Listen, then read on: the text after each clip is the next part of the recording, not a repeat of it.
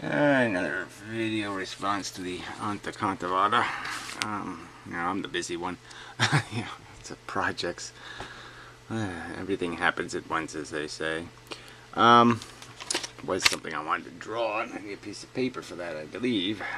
Sorry, move some stuff here. Alright, anyway. So I don't think he paid much attention to my my argument, the last video, in the sense that he's still going back to this first person argument, blah blah blah, and this uninformed, uneducated animal kind of perspective, as if that's how you should live, like a uneducated animal. And obviously I don't agree. So at some point in here there's reference to the nature of the value engine, so to speak, and he continues to argue as if Benatar is arguing that feeling good makes up for feeling bad. That's not his argument. That's from a first-person point of view, maybe, and it only does so because of an optimism bias.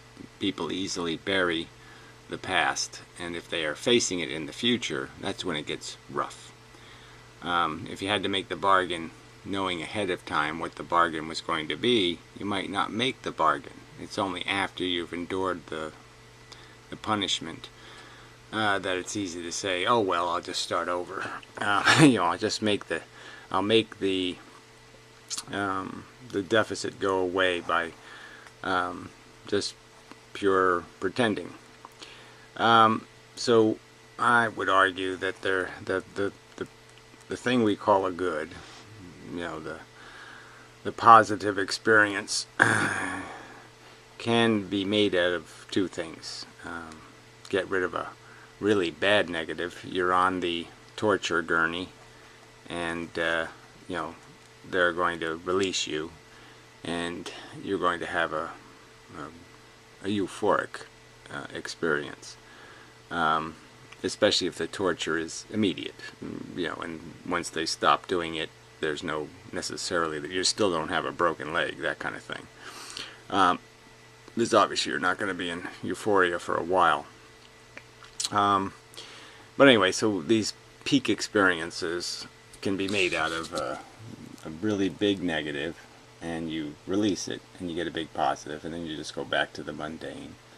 Or you can have a lot of little negatives, just a lot of little irritations, poverty, DWI, blah blah blah, and then you have a release of freedom from those worries or concerns.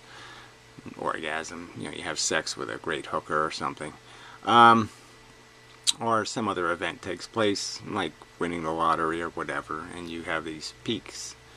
But there's always going to be, my argument, I think is a valid argument that hasn't been refuted, in my opinion, is that we don't know what the unharassed state is, because we can only achieve that through some sort of meditation or great discipline. And it is a good state, so that the true evil of life is the fact that it is making good out of the removal of the whip. We are whipped by the game, whipped from the moment of birth, and we are chasing comfort. We're chasing the removal, a place to escape the whip. And you can sort of see that in most of culture, the obligations of life, sickness, work, the crap that happens, the obligations and the tediousness and all that kind of crap. And we see that we really are just striving to unburden ourselves. We're striving to retire. Most illegally used drugs are called painkillers. And it's not for an inaccurate reason. It's because that's what they do, and that's the nature of euphoria, is the absence of a harassment.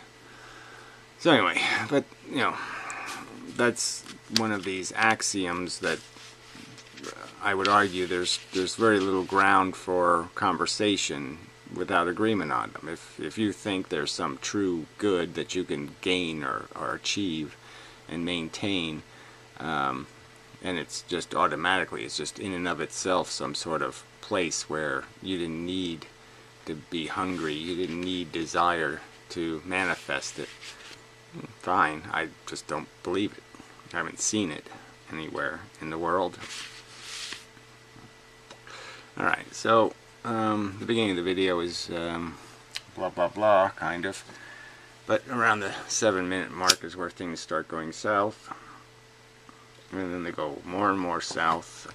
And I'm not going to react to it, but I mean, there's just no way to have a conversation by his rules. He gets to declare things, you know, proven, and yet he will concede no one. I mean, you know, there's just no point. He's basically just arguing that somehow he has proven facts to defend his position. I don't think he has any. There's no problem there. Like, if we just sort of say that I see things from the driver's seat perspective, you see things as an analysis of the overall picture. Well, again, I think I was trying to point out, I'm saying there's no duality here. It's not an either-or situation. There's no obligation to stop feeling to be a thinking organism.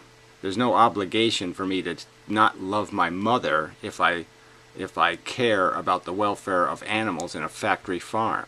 I don't have to give up one emotion or one thing to do something that I know is right. Or you don't have to, you know, hate your wife to stop drinking and driving. There's no obligation to be a non-sentient and to be non-selfish even. So these are not things that don't, one either is this way or it is this way.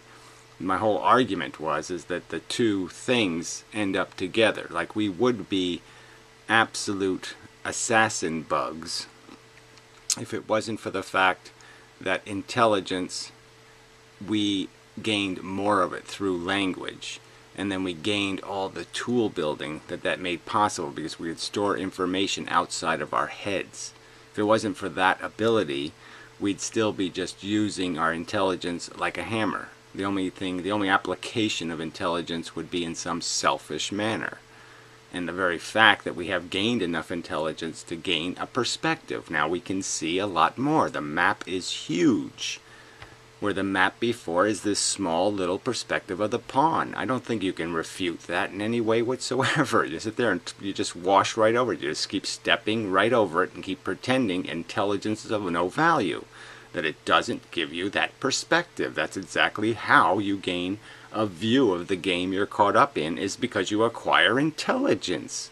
Intelligence makes us able to see the whole planet. It makes us able to know it's covered with a bunch of different countries with different histories and different cultures. That knowledge is critical. And it's the difference between being a primitive North American Indian and being, you know, again, a progressively challenging the borders, challenging the boundaries of the European. It gives him the boldness to sit there and go out in a boat and challenge the end of the earth. Because he has knowledge that it's likely there's something there. He now has a map that makes that viewable. He sees the shadows of it in logic. And that's why he gets in the boat and he points it that way. The overall, you know, you're outside of the car, I'm inside of the car. You're watching what the car does, I'm driving the car. Or I'm in the car watching it be driven for me, or something like this.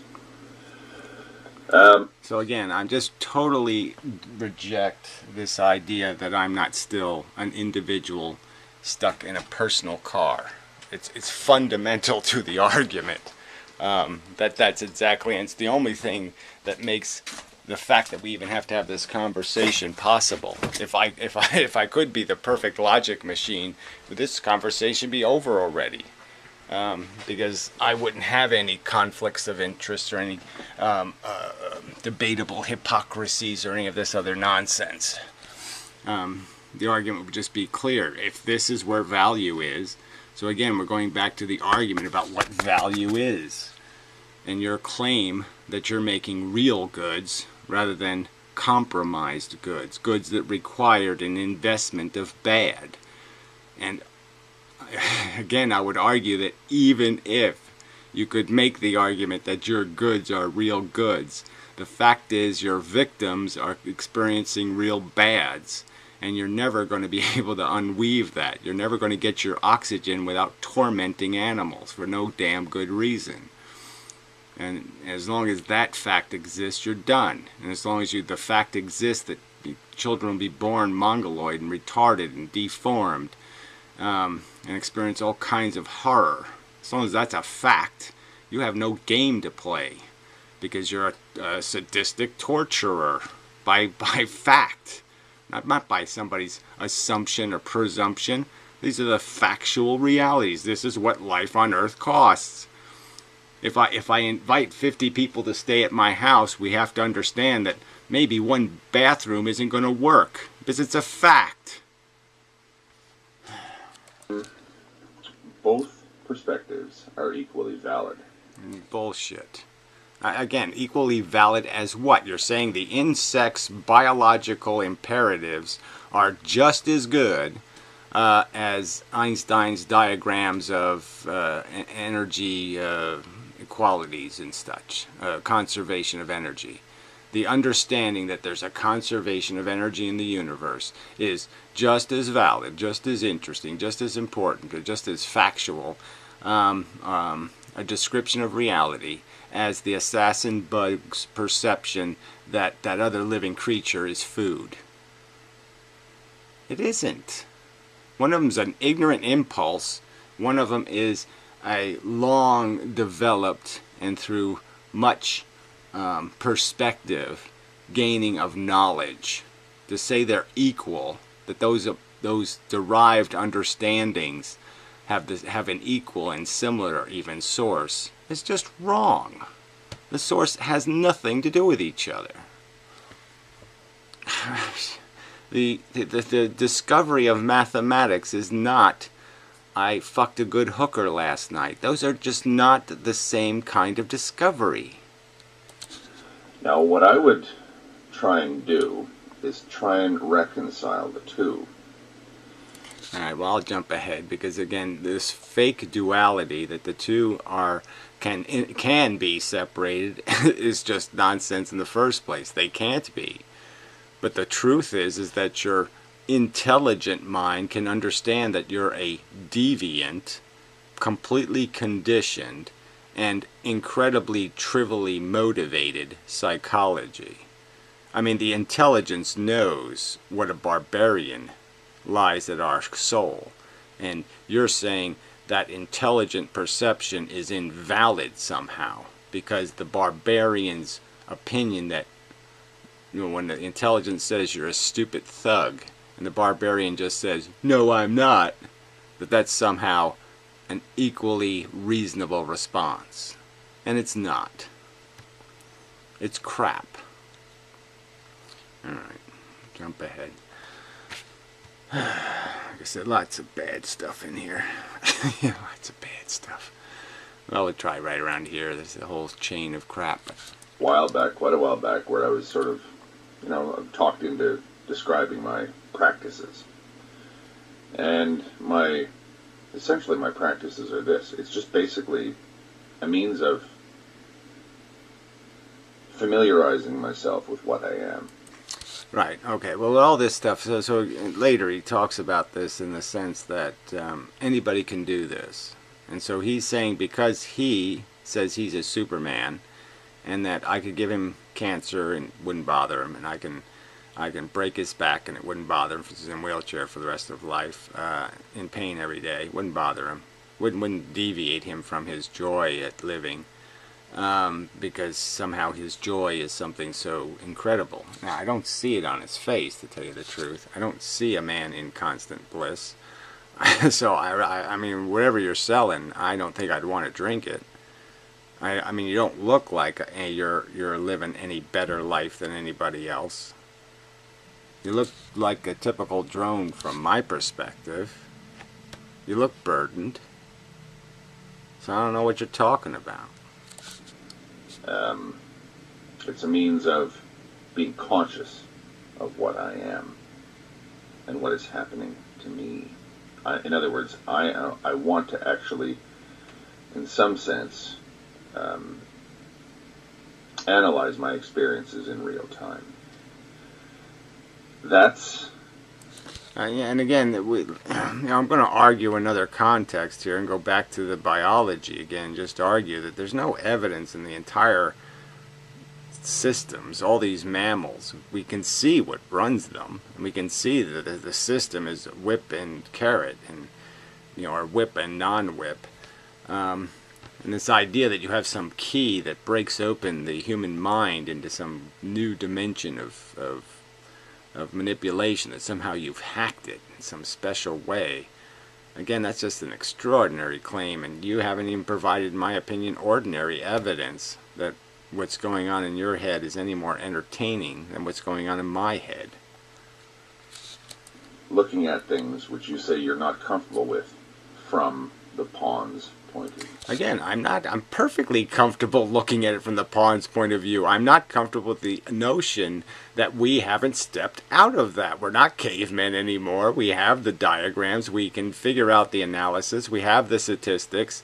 We're not ignorant. We're not blinded by our deficit, our borged position. We are elevated to see. We can look up and it's a mirror and we can see the game now.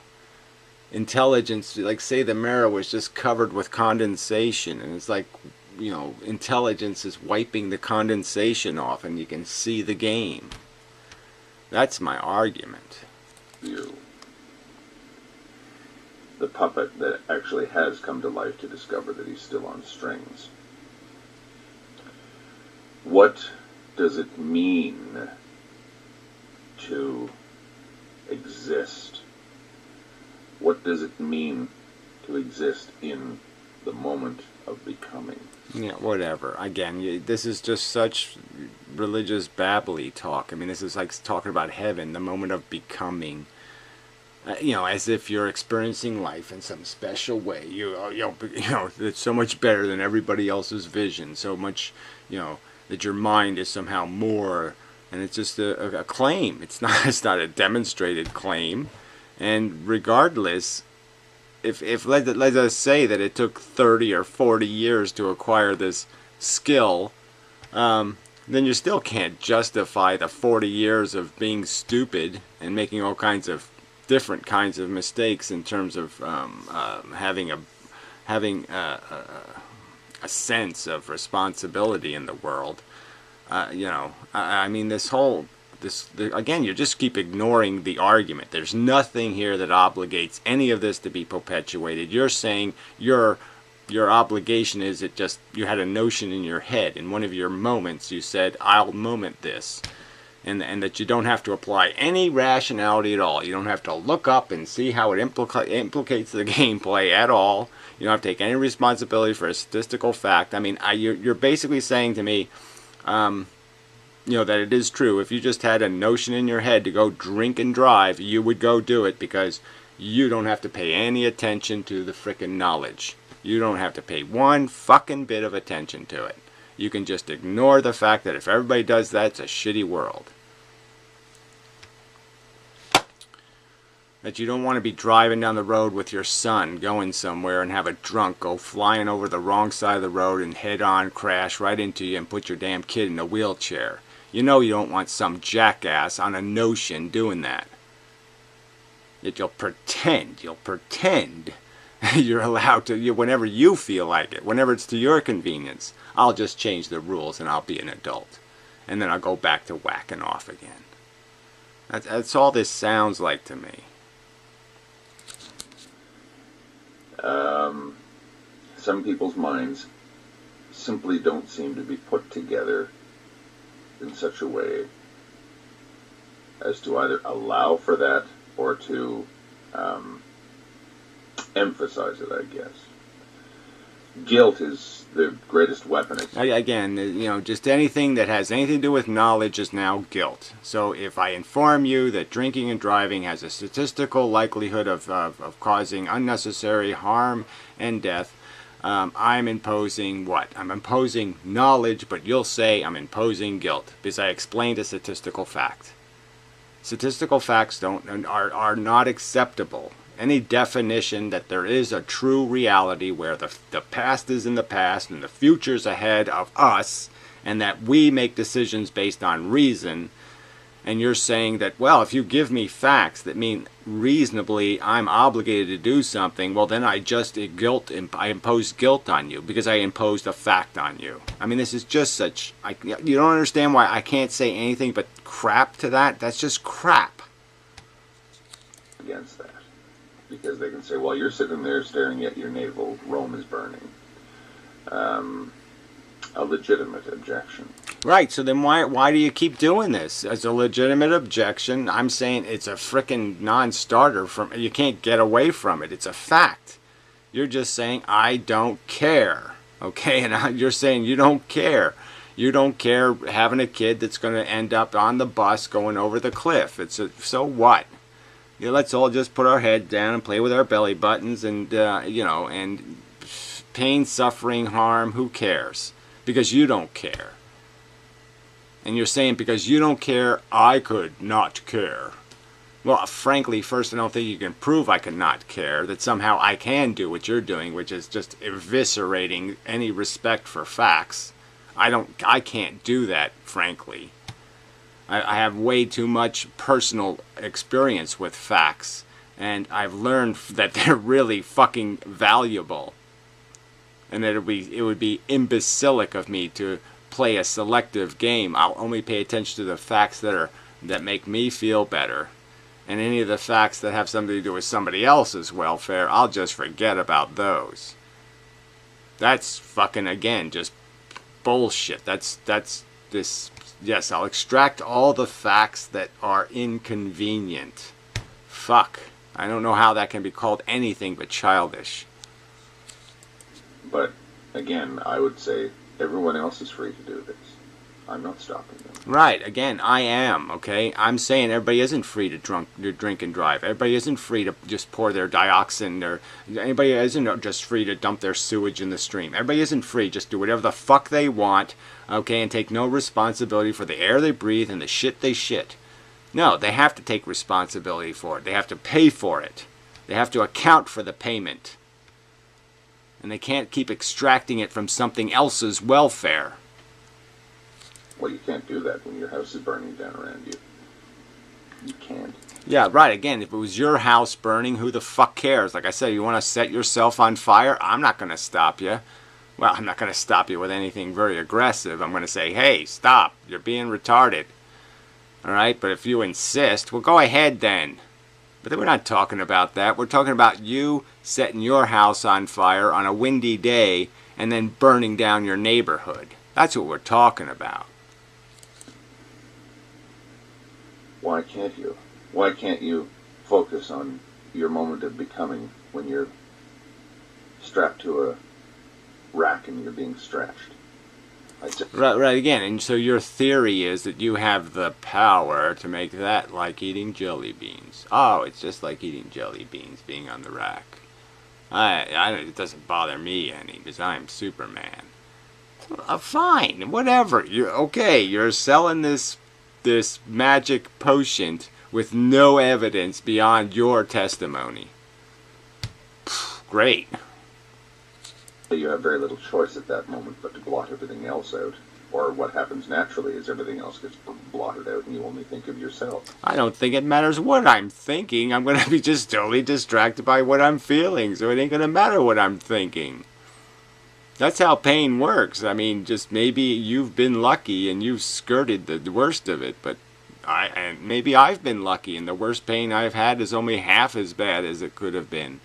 Who the hell, none of us can know these comparisons, but I'm just saying, from my perspective, with the pain I've known, you don't play any of these fucking games. It owns you, period. You don't own it. Do those who suffer only think of themselves? I would say that that's kind of almost inevitable that would happen. Well, this is again, he's going to keep trying to say that there's some equality between the sufferer and the feel-gooder. And the whole point is the reason why the sufferer gets attention through Benatar and through my perception and through anybody, in my opinion, rational, is because those are the moments that high negative value is being produced. Yes, the person on the gurney being tortured should garner our attention because a lot of value is being experienced. A lot of negative value is being created. That's the big fire. The little fires, if I light my cigarette, this little fire, no, I don't know fire department necessary. But the big fires, yeah, somebody's got to put them out. And that's what, that's why the person who is feeling requires attention. And obviously the person who's feeling good doesn't need attention. His condition is a good condition. It's not in a deficit. So again, you're just not paying any attention to this concept of a deficit, a bad. I mean, the eradication of the bad, not even the creation of a good, but just, well, it's automatically going to be good. If you convert a bad into a nothing, you've created essentially a good by converting the bad. But whatever, regardless, I don't want to argue those details. But the reason why the people in a negative situation require attention is obvious to anyone who values torture as a profound negative. You simply can't worry about the problems of the world when your spine is being cracked by being stretched. And no one would obligate them to be worried about any of those things. So why is this even a rational component? Again, the whole point of the focus of our attention should always be to look for something broken, not to look for something fixed. I mean, you're just not getting this at all. I mean, there's just no concession to these fundamental arguments. What has to have our attention is the thing that's broken, not the thing that's fixed. Okay. I don't begrudge people that. I don't begrudge people who are starving to death. I mean, it's just silly. Again, why should I pay attention if it's not broken? If it's in a state of mind that is not torment, why should I pay attention? Why should it get attention? Why does it need to be fixed? Why does it need the thing called attention? What is attention for other than to fix it? In sub-Saharan Africa right now, if I think there are a few, I don't begrudge them complete indifference to the pain that I feel when I stub my toe. I get it. They have other things on their plate. Well, again, compare torture to stub toes. So again, this is just goes nowhere. If you were being tortured equally as bad as them, they might say, in between their screams of their own pain, help him too.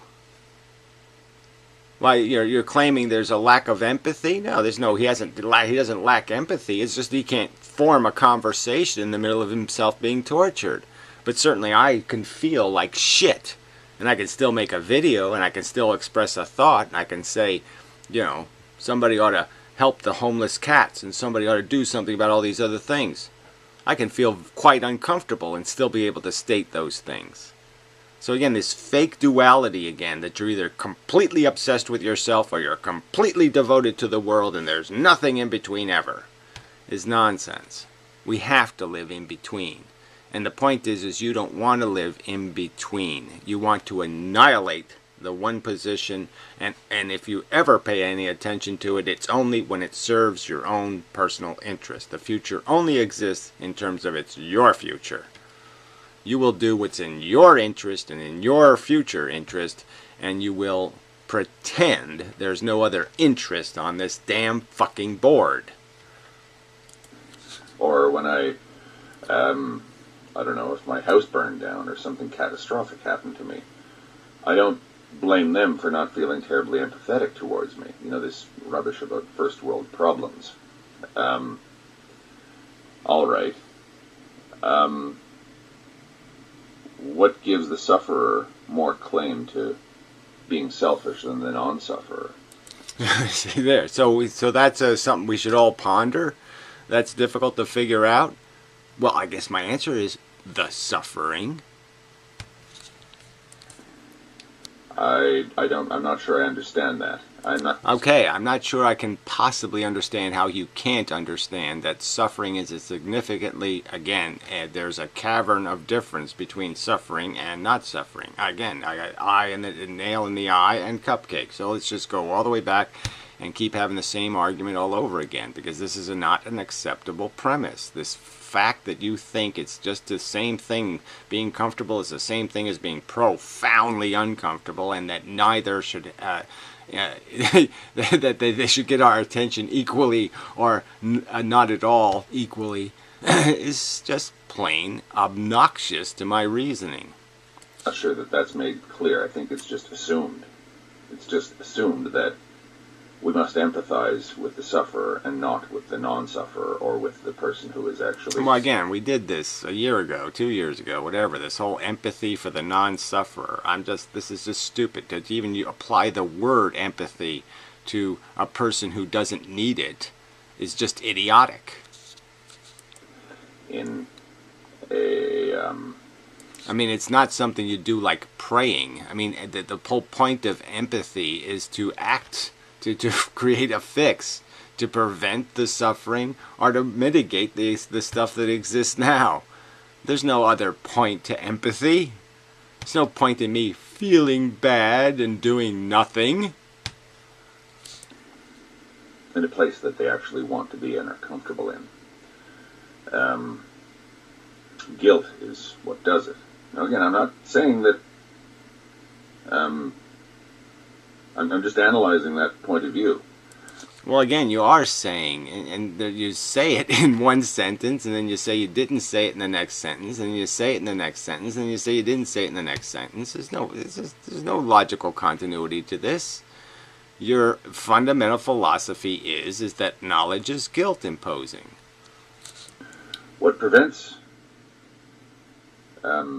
I mean, it is. It's going to make you recognize responsibility. If I know something else is being ground up to provide the fuel that makes me run, how can I not recognize this truth as making me accountable for something? That I somehow have to account for what was ground up. I mean, you would understand all these equations if there was aliens and they did capture us and they were using us in some horrid way like this. You would be able to figure out how, well, they should have the intelligence to understand what they're abusing, for fuck's sake. I'm not a can of gasoline. What seems to make it legitimate for the sufferer to not empathize with the non-sufferer is guilt. Again, I totally reject that as being anything in the realm of a reasonable statement. Or a greater amount of sympathy with the person who suffers than the person who is in a plus situation, the exact opposite of suffering. Yeah, whatever. It's not the exact opposite, and that argument has been made 7 million times also. There's no opposites. They're distinctly different things in the sense one has a negative volume and one has, if you want to argue, a non-negative volume. But they're not opposites. There's ways of describing this circumstance, but the way you're describing it isn't accurate. At minimum, we know some positives are absolutely made out of the imposition of a harsh negative first. First, you create the negative, and you will create a fantastic positive by eliminating the negative. That's a truth. Now, if there's some other source of good, again, I'm arguing that I think I can make a reasonable argument that there really isn't. That you must you either incur little negatives, a bunch of them, and then make a big positive. There's a conservation of feelings, you could almost argue. Or you have a substantial negative and then you get rid of a substantial negative all at once. But yes, you can undo long-term negatives, a hard, brutal, long voyage of negatives, little murders, or you can have a big murder. And both can create a fantastic positive if you release them. You release that negative all at once. You compensate. You fix the balance. Now, that's one objection that I have, because I would say if you're on the torture rack, you're allowed to ignore me. Our ethics work that way.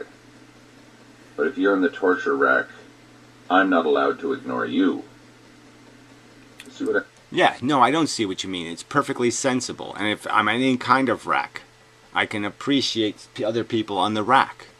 So, yeah, if I'm not so absorbed by torture that I can't see, I can't even know you exist because I can't do anything but scream, then obviously I have no capacity to. But again, I'm making exactly the argument. I'm a little bit on the rack. They've only got a couple of turns on me.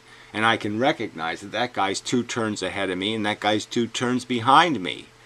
And I can have empathy for both of them because I still have some me left. I mean, you're just cheating this argument. I'm saying. That's one objection. The second objection that I have is that there's an assumption that there is no plus version of being on the torture rack. There's no actual benefit to counteract. Like, this is Benatar's asymmetry, which I think has been thoroughly refuted. See, those kind of statements just, they just don't provide much room for civil disagreement. Where has it been thoroughly refuted? Please cite me the reputation. Because fuck, I've been sitting here looking for it. I haven't seen the argument, except for the silly argument of the future they don't exist, therefore I don't have to worry about it. I can shit in the stream and fuck everybody downstream. Now, if you think that's a logical argument, I think you're an idiot. I think you're ignoring the map. You're just pretending facts don't matter. Because that's the fucking truth. I can just pour cholera into the Great Lakes, and it has no consequence that a week later people will be dying and be sick. Bullshit. But they say that physical pleasures are the only ones that can possibly counteract human suffering. That's not, he doesn't say that. So again, it's just nonsense. This whole book is a book about prevention. That you can't make he's basically arguing you can't make a real good. So don't bother making it.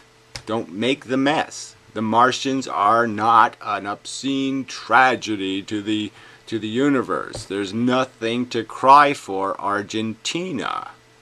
I mean, why don't you give me your reputation of how there is an actual deficit, a harm in the universe because Martians don't exist. Because Martians aren't chasing their penis around and chasing the vaginas and just spinning around the planet chasing their gratification. Why don't you explain to me how there's a real bad that isn't going on Mars right now, or on Pluto, or on Neptune, or on any celestial body in the universe? Why don't you explain to me how every part of the universe that doesn't have some jackass walking around talking about how he desires and he's special and he's super cool, that somehow the universe is in a deficit. It's missing out on some kind of real positive, not just a pile of perceptual shit. Or pleasures of, perhaps pleasures of the flesh or whatever. The problem is, of course, it's easy to demonstrate physical agony. It's very difficult to demonstrate physical ecstasy. Alright, again, this is just, something else is just, to me, that's just nonsense. I mean, why do people, what are they watching when they watch porn? They're watching it being demonstrated what ecstasy is and how it's manufactured. Just as they can see a knife go into somebody and imagine what it is. Obviously, they're not feeling it, so the demonstration is just a physical demonstration of put these 3 things together and you have a sensation that's commensurate. That's why movies work. No one really dies in the movies, right? Except for some of the actors they never pay attention to. But you know what I'm saying. People, all you need is the numbers. All you need to do is put the 2 plus the 2, and we'll make the 4, and we'll make it all real. So we'll make the idea of it The concept of suffering will exist because the components will exist. And we know what those physical components are, and we've had both of the sensations. To say one is we aren't capable of putting it in our abstract knowledge. We can't abstractly understand one of those two things. Gratification and suffering are somehow not placeable in our abstraction. I deny that as being a reality. The truth is, though, is the Benetar truth. The fact is the gratification has fooled us. The good isn't really a good. It's just the elimination of the whip. The wiping off of the scar tissue. The regeneration from the leprosy. As you live, your leprosy. You see, you have like in Ben-Hur, and the leprosy is cured. That's sort of how we live our life as lepers. And there's points in life where you have one of those wow moments where, yeah, you're young again. You're clean. And you get to play the game without the burden. Now again, see, we're back at that scientific method thing. You can't sort of get two people to do the same thing or observe the same thing and draw. Like if I say you take somebody in the sort of the heights of pleasure that you can find, you inject them with heroin and they've never done it before. They're going to have the ride of their life, okay? But all I see is a person laying down with a small smile on their face. Yeah, and a pile of vomit around them, maybe. I mean, again, this argument is one completely dependent on a subjective interpretation of this grand experience, and what kind of psychology is going to be capable of having it. And most of the time, I think the argument can be made that heroin only really works on people who are troubled, either physically in trouble or psychologically in trouble. And you're not going to be able to give it to somebody comfortable and give them the same ride. Even though that they're in the most exalted possible state. Equally artificial to that enormous pleasure is the pain of someone having their spine pulled apart.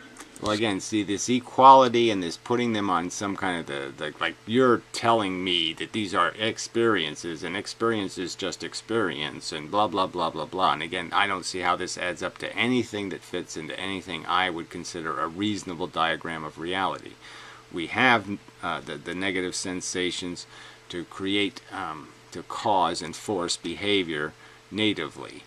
And it's just clear that through this understanding thing, we can identify ourselves and we can identify those we care about, and we can rationally understand how to expand that envelope of a real person, of something worth loving. And it just almost, it's not as crude as the dog and cat who lie down and sleep together, or even the dog and the rabbit. I mean, there's cases like that. The dog and the rat. Where they'll become friends through conditioning, through learning that this isn't something to eat, and this isn't something to find hostile, and this is my friend, my associate through life, my companion. And we can do that intellectually. We don't have to be conditioned into it. We can be conditioned by our own understanding to make these associations and make them stronger and stronger and stronger. I can understand that a pig has the dog's brain, and then I'll start to see the dog when I see the pig. That's just as artificial as taking heroin. It's just as unreal, just as unlikely to actually happen in the real world as the blast that somebody gets from heroin. But that's assumed to be more real. Why is that? Again, I think that that's a function of our present ethical system.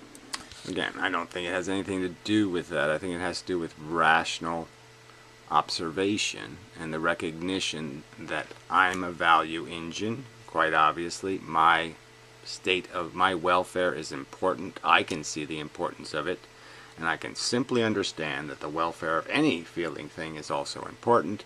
And I can also understand that if to make me you torture something else, that torture has to somehow be justified by something I'm doing. I have to be having some kind of experience. Now, if the heroin was sitting there and it was utopia heroin, no negative side effects whatsoever for me. Okay, I just get to feel great for a week. I would never take it if I knew the price of it was some 10-year-old kid has to feel awful for an hour. But it would never make logical sense to me. I know that the bad was greater than the superficial good because I don't need the heroin. I don't need to elevate my condition because my condition is not horrendously negative. It's not enough negative to justify imposing more negative on somebody else, a greater deficit. Whatever the steady state condition, that's what the 10-year-old would be in if I don't make him worse. So I'm obviously making him worse to make me better, and in my opinion, you can't do that. Can't justify it. It's not reasonable. Which needs to be deconstructed and examined. Now, from the pawn's perspective, it's assumed that the pawn is powerless. But the pawn is only powerless in terms of his ability to influence the other pieces. Okay, so he's not getting my analogy of the game. The game isn't run by somebody else, it's just the game. And we all have capacity in the game to see. Now, the only difference between the bishop and the king and the queen and all that stuff is some sort of other superficial power. Obviously, their ability to move and make the game change is much greater because they have the resources. They can mobilize action much better. But they're no smarter. They're no more aware. They have no more information. So in that sense, you have to neutralize the difference in the perspective. Any pawn can see the truth. Any king can see the truth. There's no rule against that. So you have to just assume that there's percentages in the population. You can say 10% of people are this intelligent and 50% are this intelligent and some other percentage is this stupid and blah blah, and go the other way. So obviously the people who can and cannot see, those numbers are part of this equation. From our perspective, from me and you, okay, I would argue that we're both in a pawn-like position in terms of our physical capacity to act in the game. We can't jump across things and we can't slide across the board. We don't have mobilizing power to do things. So our actions are more we're just throwing stuff up to the viewer, and the viewer still has to see the picture. The kings still have to look at it for anything we're doing to be constructive or productive. I have to make this argument. I have to make it so well that it goes viral and people talk about it, and it gets argued, and it gets defended, and that's how the only way it's ever going to get into the only way the king's going to see it is it has to be projected on the knowledge board. That's the only hope of it anyway. Maybe I can just get lucky and I affect one strong queen. Let's see, the queen that has the power. Kings are pawns, but just big ones. So that's what you really want to do, is find give the knowledge to the pieces with the power. Yeah, and that's the gameplay. Now you want to argue in terms of how comfortable people are. I would argue that even by that it's negated, because the rich get themselves into all kinds of vice and sloth and all the liabilities of their privileged life and their dependencies and their own psychoses. So generally speaking, their life will be better, but psychiatrically they may carry some great deficits. And surely in the truth of how they're menaces to the welfare of the many is, they are Hitler. They are an icons for um, trouble and negative consequences. There are focal points for that. There are mechanisms, conduits through which that happens, and powerful, thick conduits. All right, but anyway, I don't want to get lost in that. So again, we're not sharing the same metaphorical arrangement, the same argument that's being made here. Again, even going back to the snowball, the idea is that some people, because of their position, when the ball rolled over them, they're born in some horrible shithole, and they'll never get a high school education, and they'll never see the information. They'll never see the big picture. Never be able to see it. They won't have the glasses for it. And some others will have the opportunity, and the more dense we make the memes, the more likely the ball, when it hits somebody, is going to give it to them. They're not going to be able to escape it as a condition of existence. The understanding that what you want when you're a child and how you behave when you're a child is going to be different than how you behave when you're mature, when you've been informed about how the game is played. No offense, but yeah, I think that's the telling metaphor here. It seems to me you're just saying, I want to be a child. I don't want to take life seriously, and I don't want to take responsibility for the facts that this is more serious than I'd like it to be. I'd like it to be just about the trucks I'm playing with, and I don't really want it to be about something bigger. Alright, there's no point in beating it to death. But I mean, it's, like I said, we're just at cross purposes when we keep changing the function of the game. Or to influence how they manipulate him. Well, like I say, the pieces aren't manipulating anybody. The programming is, and the programming is a byproduct of what is acknowledged in the minds. And I would argue that what you're doing, this is not going to get the truth accepted or empowered. But anyway, so I didn't like this video much, so we'll see where it goes. But yeah, there's just too many unaccepted axioms